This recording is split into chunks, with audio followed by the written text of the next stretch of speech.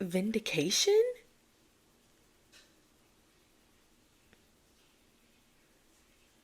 Justice? I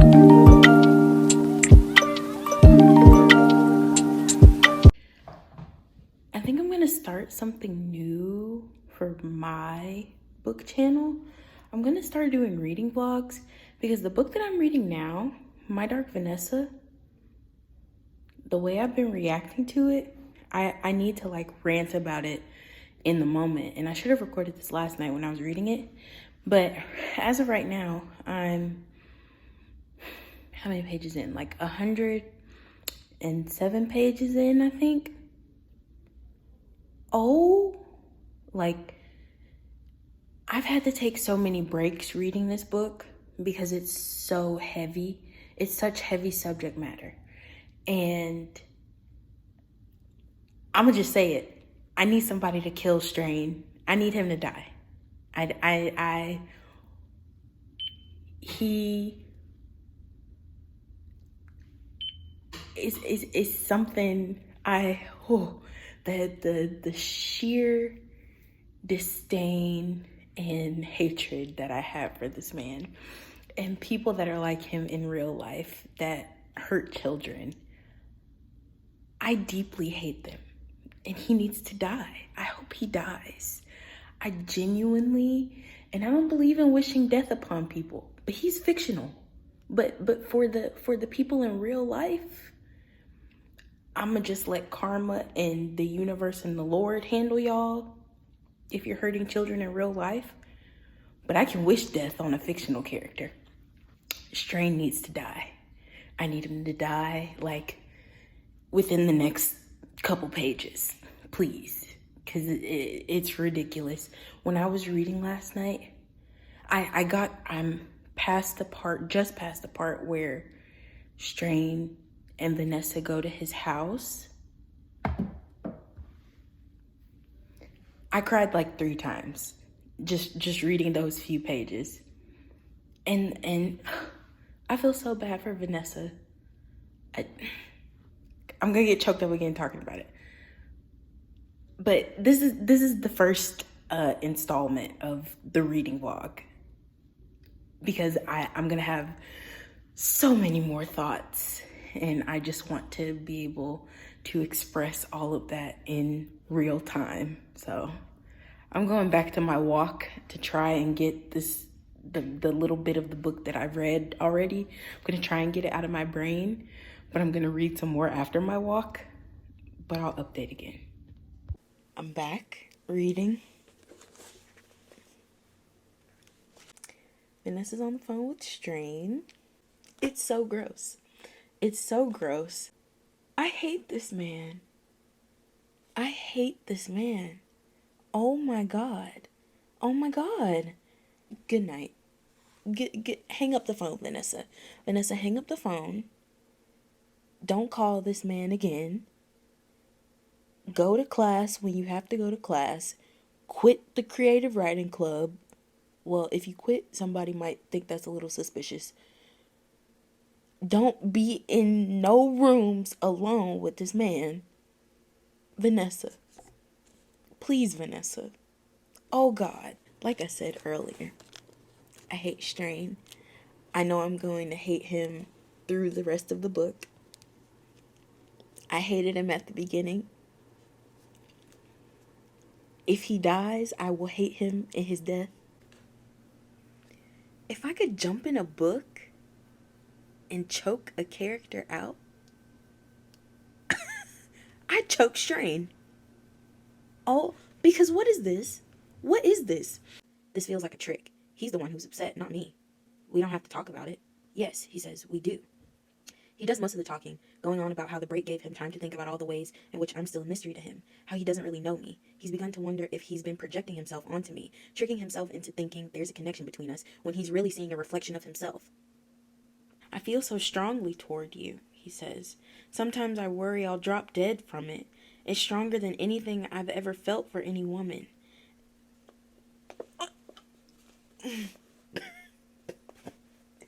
I'm gonna go into shock reading this book. I don't understand how you see a 15-year-old as a woman. or feel like your every desire, your fantasy, your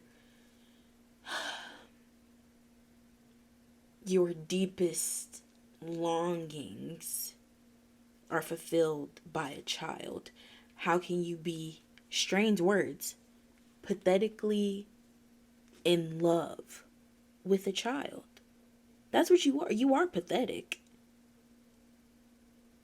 You're so low.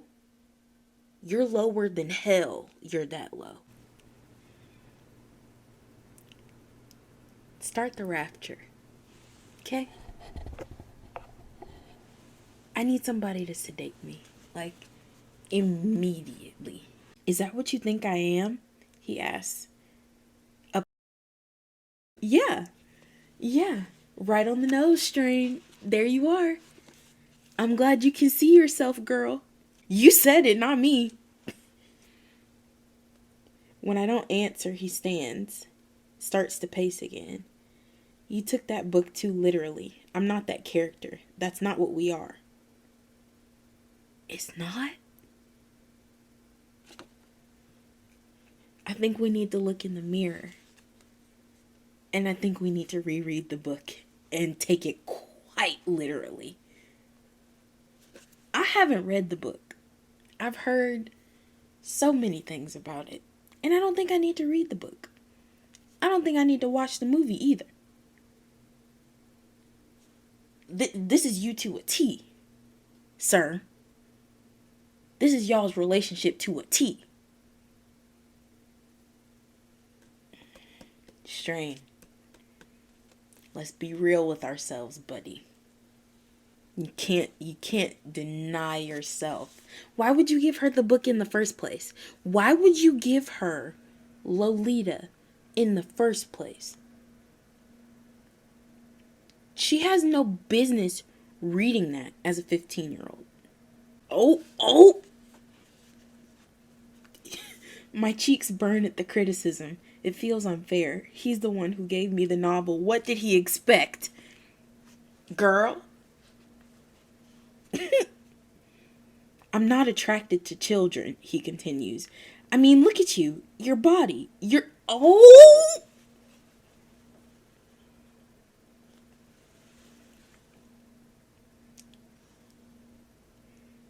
I mean, look at you. Your body. You're nothing like a child.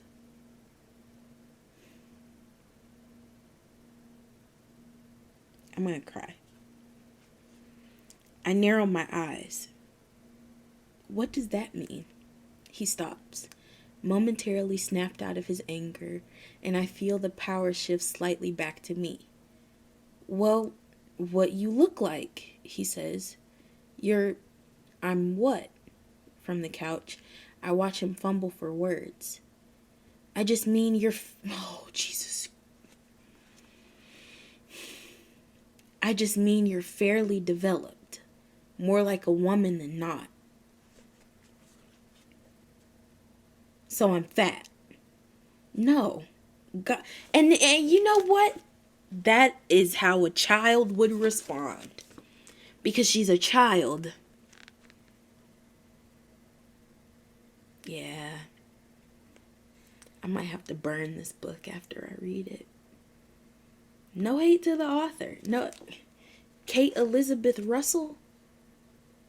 You're writing. This writing girl. It's great. It's immaculate even.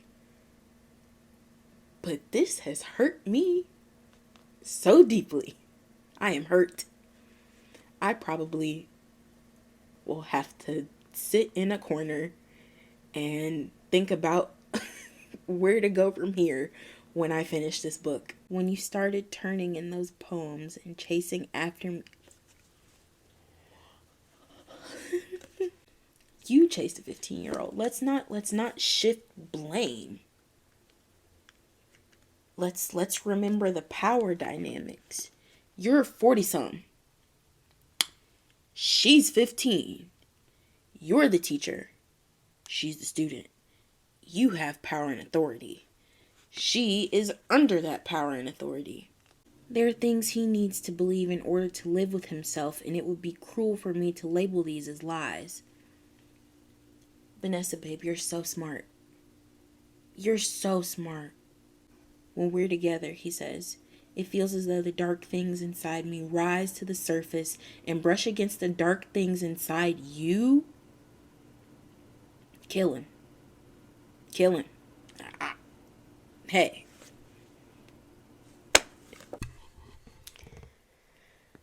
I am about halfway through the book at this point, and I've made it past the breaks, the school breaks. Now we're back at school. Strane and the American Lit class have just gone on one of the field trips, and I'm past the part where Strane like grabs Vanessa behind the bus and hurts her, like actually hurts her. She talks about him grabbing her really hard, and I'm at the part now. We're back at this. What page am I on? Because that part had me stressed out. I'm on page 162. And Jenny saw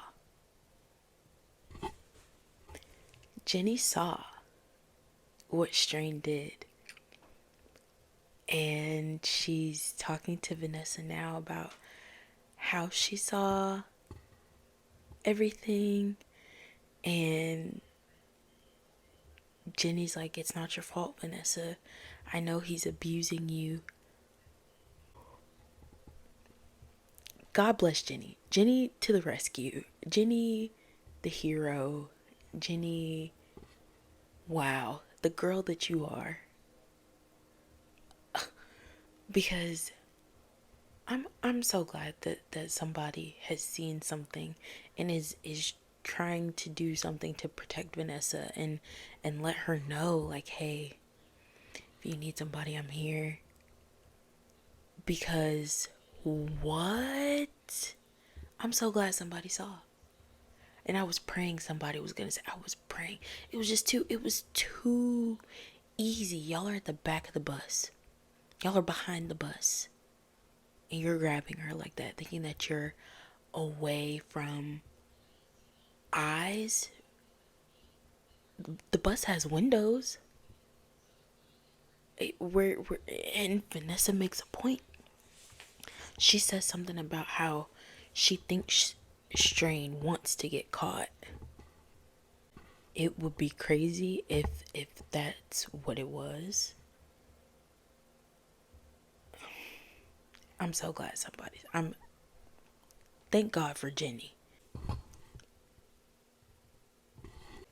Jenny literally says, he's horrible. My sister used to tell me he was a creep, that he'd harass girls when they wore skirts, stuff like that, but I had no idea he was this bad. Jenny goes on to mention, like, we could get him fired. My dad's on the board of trustees this year. Let your dad kill him, please.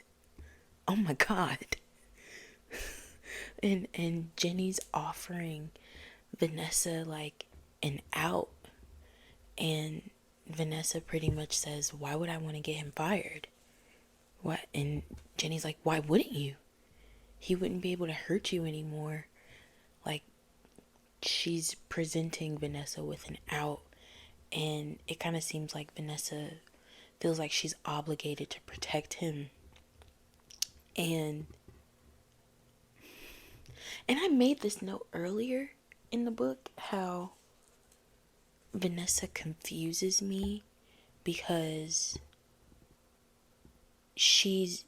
I've mentioned before, Vanessa's so smart and she can see through like what Strane is doing, but then Strane will come back and play these mind games with her or say the right thing that will have Vanessa questioning, well, is he really a monster? Does he really love me? And all of that, and that's confusing to me to read, just the mental gymnastics that, and I'll go back to that, but I really appreciate how this dynamic with Vanessa is written, just the battle within herself, because I am assuming that this is the battle that victims go through when they're trying to navigate a relationship with their abuser, like as they're in the relationship,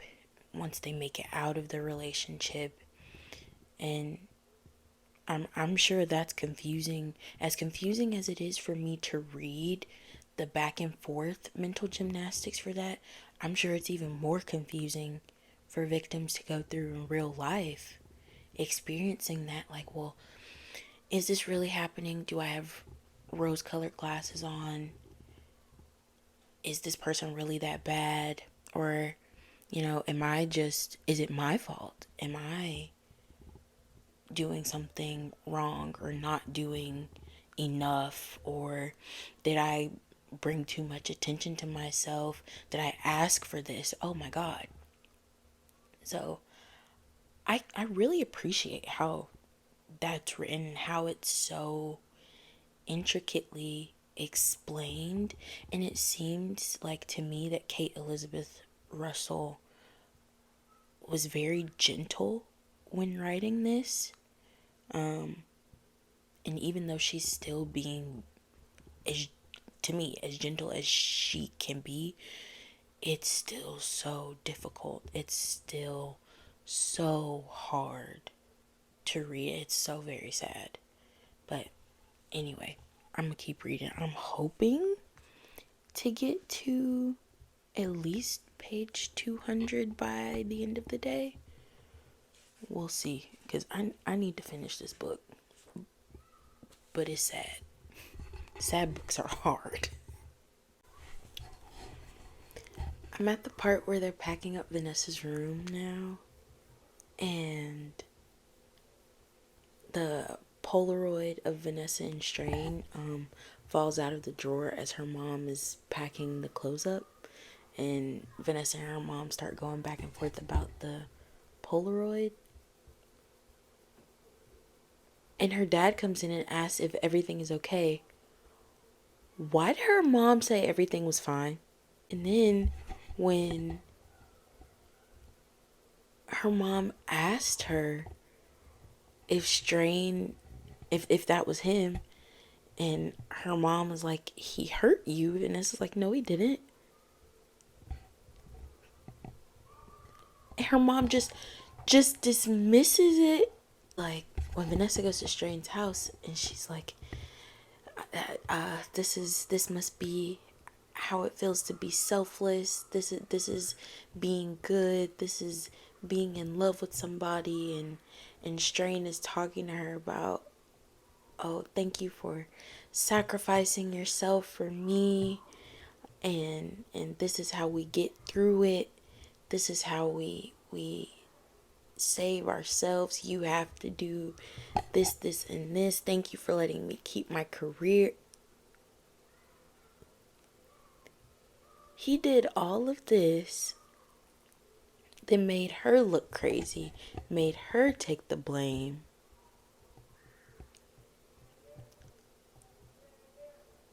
She has to leave school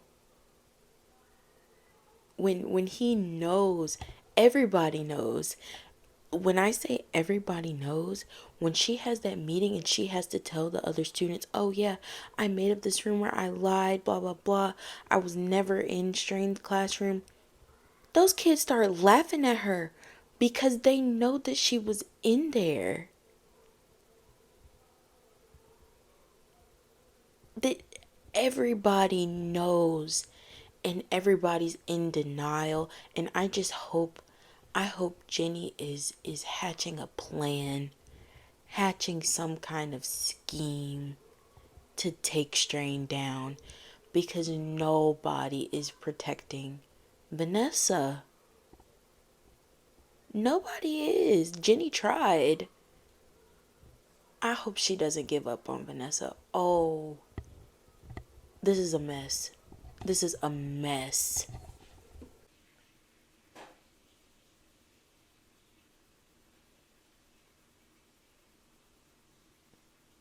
Vindication?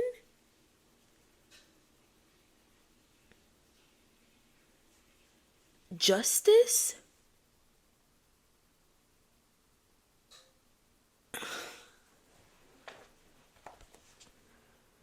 Longtime Broward school teacher found dead in Norumbega River. Is this justice? In a way, yes. Um, because he won't be able to hurt anybody else. Is it how I wanted justice to be served?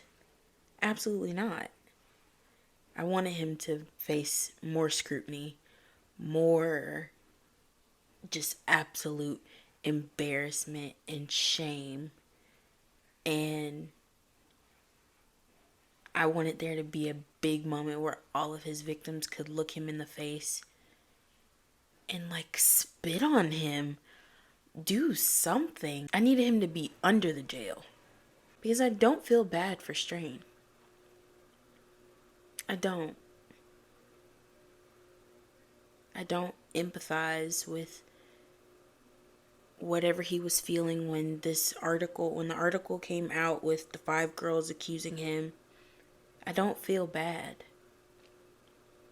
at all. Even in real life, I don't feel bad for anybody that is brought to justice when they hurt other people. Okay, I'm back 2 months after finishing the book and recording my initial book vlog. And I couldn't finish my video because I had to take a break. I was emotionally shattered after finishing that book.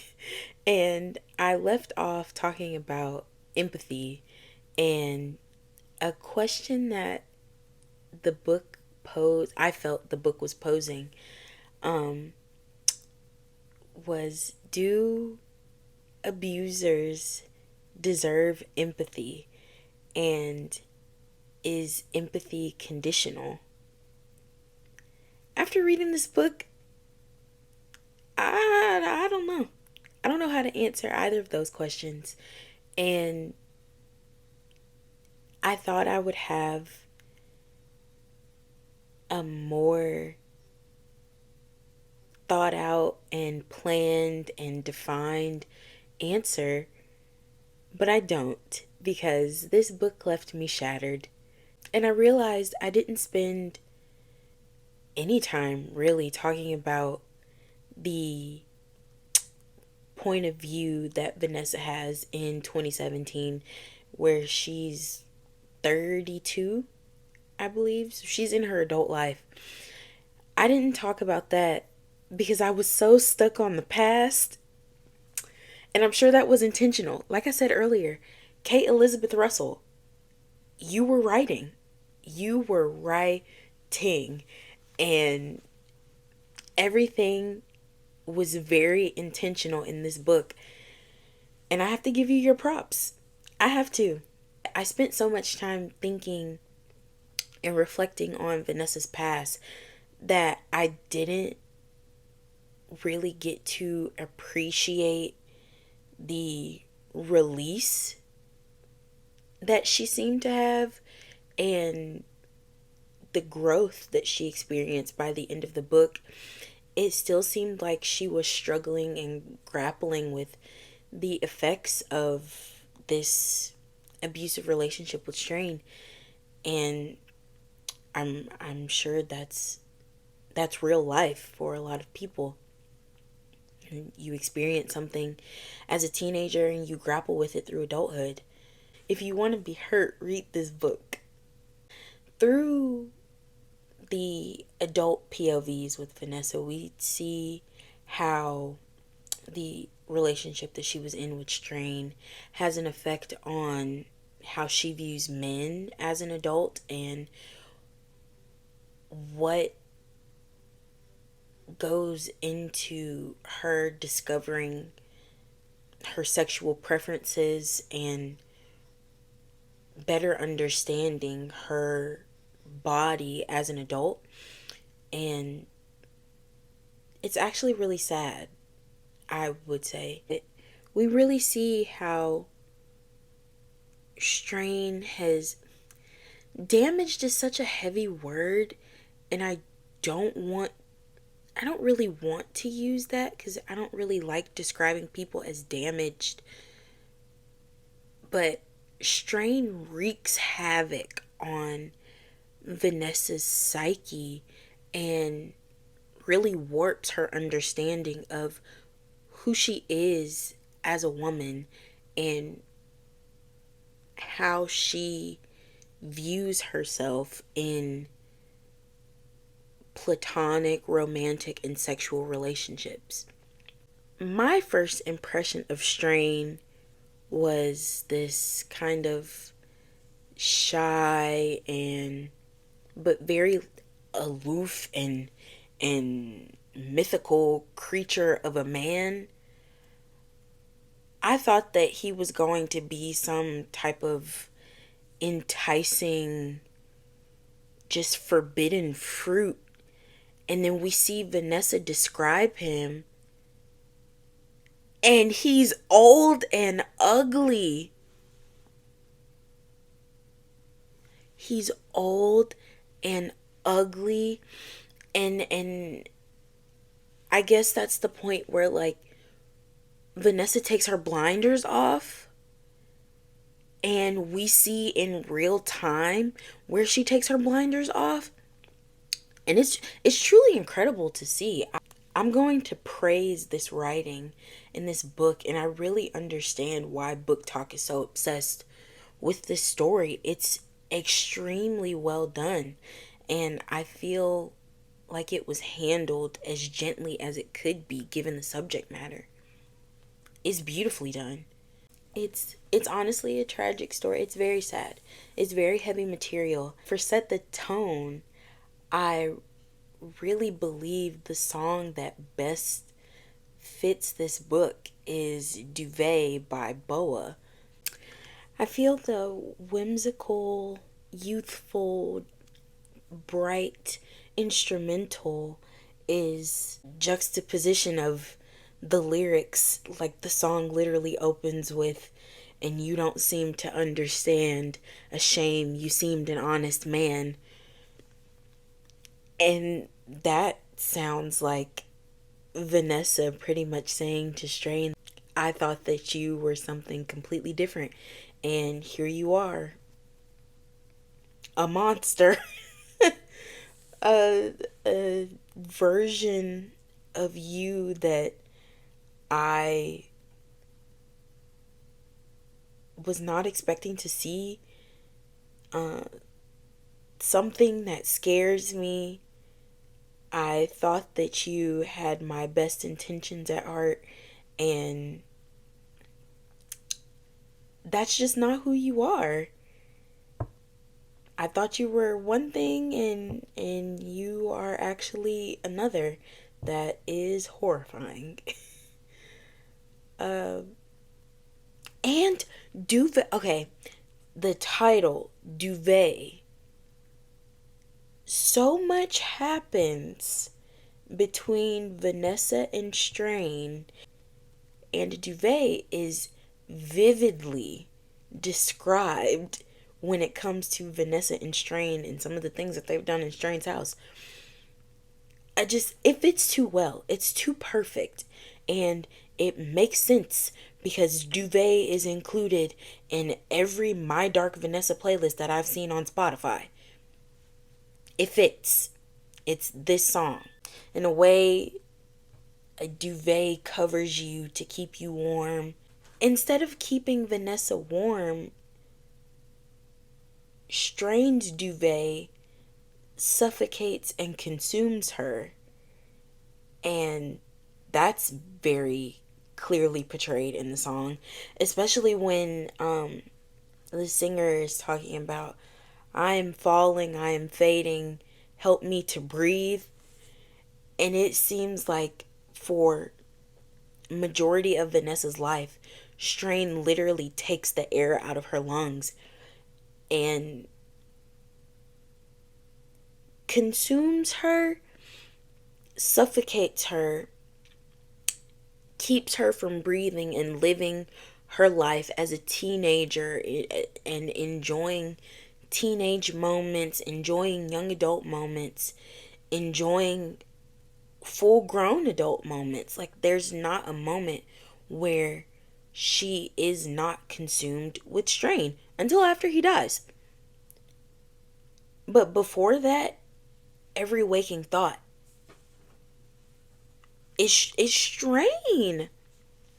That song and this book go hand in hand.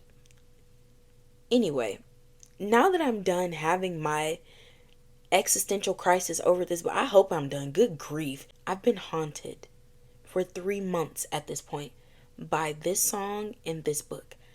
I'm not ever going to pick this book up again and just say, oh, let's look back. No, I'm not doing that. I'm not doing that. I don't know if I can even listen to Duvet without thinking about this book anymore. I can't. I can't separate the two. They are one and the same.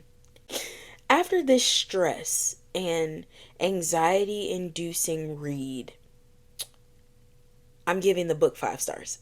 It's perfect. It's perfect.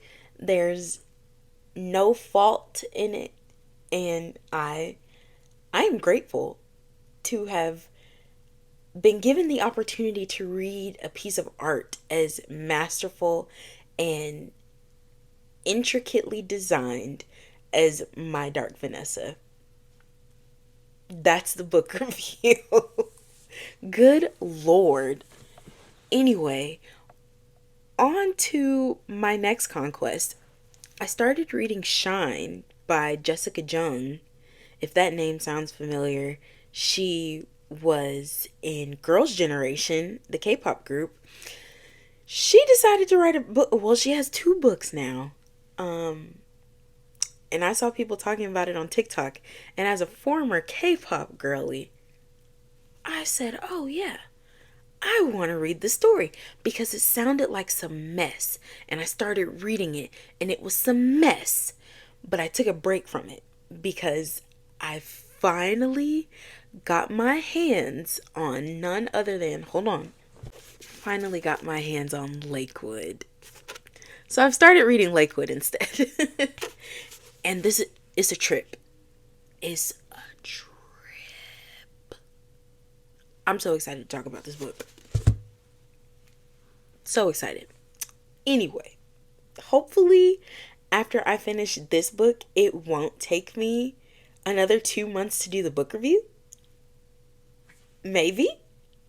Maybe I won't be emotionally and mentally destroyed for once. For once after reading a book. We'll see. We'll see how this one goes. Thank you for joining me again at Cam's Book Corner, and I hope to see you back next time.